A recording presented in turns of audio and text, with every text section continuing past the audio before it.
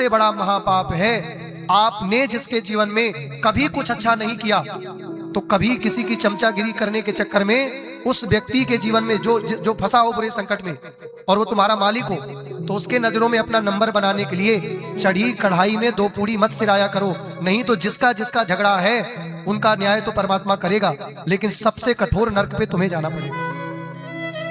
गेहूं की जब दो पार्टी चक्की की जब चलती है ना, तो गेहूं तो पिसता है, लेकिन गेहूं के अंदर बीच में जो घुन लगा होता है वो घुन भी पिस जाता है। तो आप कभी भी किसी के जीवन में टांग मत अड़ाया करिए।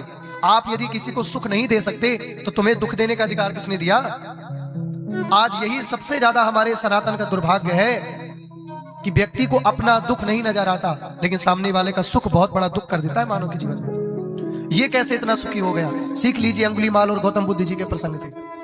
हमें अपना दुख नहीं लगता, सामने वाला का सुख हमें दुख लग रहा है।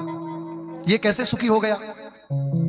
किसी के दुख में आंसू बहाने वाले तो फिर भी आज मिल जाते हैं, लेकिन किसी के सुख में सुखी होने वाले आज नहीं है ज्यादा। अभी देखना किसी को सुखी होते हुए 4 दुश्मन तैयार हो जाएंगे। बस इतना कहा उन गौतम बुद्ध जी ने, और कहते हैं बस तुम मेरी उंगली क्या काटोगे, लेकिन यदि मेरी बात तुम्हें समझ में आई तो इन अपनी उंगलियों की माला को अभी जाकर के इस नदी में बहा दो, और आज से ही दया अपने अंदर लाओ और दया लेकर के चले जाओ दूर जंगल में। तब तक प्रभु का नाम जप करते रहना जब तक तुम्हारे चित्त का परिवर्तन ना हो जाए। कथा तब तक सुनते रहिए, हरि नाम तब तक जपते रहिए, भगवान का कीर्तन तब तक करते रहिए जब तक तुम्हारे अंदर पर दया ना आ जाए, पर पीड़ा देखने की सामर्थ्य ना आ जाए, पर निंदा सुनने की सामर्थ्य ना चली जाए, पर दोष देखने की सामर्थ्य ना चली जाए।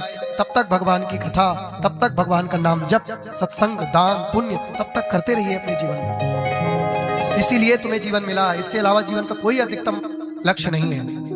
गौतम बुद्ध जी आगे बढ़े और क्या देखते हैं कि पीछे से आवाज आ रही है, बुद्धम शरणम गच्छामि, बुद्धम शरणम गच्छामि, बुद्धम शरणम गच्छामि। बुद्ध जी ने लौट के देखा, अरे अंगुलीमाल क्या हुआ तुझे? बोले नाथ, आपकी वाणी से आज मेरा जीवन परिवर्तित हो गया। आपकी बात सुनकर के ये अंगुलीमाल अब दुष्ट नहीं रहा। आपकी बात सुनकर के अंगुलीमाल अब ये निर्दयी नहीं रहा, इसकी दया आ गई, इसके नेत्रों में सजलता आ गई, इसके नेत्रों में अश्रुधार आ गई। और मुझे बहुत ग्लानि हो रही कि जिन जिन लोगों की मैंने ये उंगलियां काटी हैं, आज वो लोग कितने दुखी होंगे। अब मुझे कोई प्रायश्चित बताइए, कोई प्रायश्चित मुझे बताइए।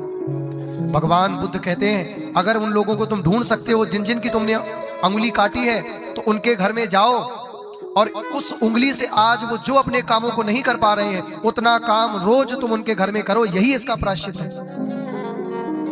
अंगुली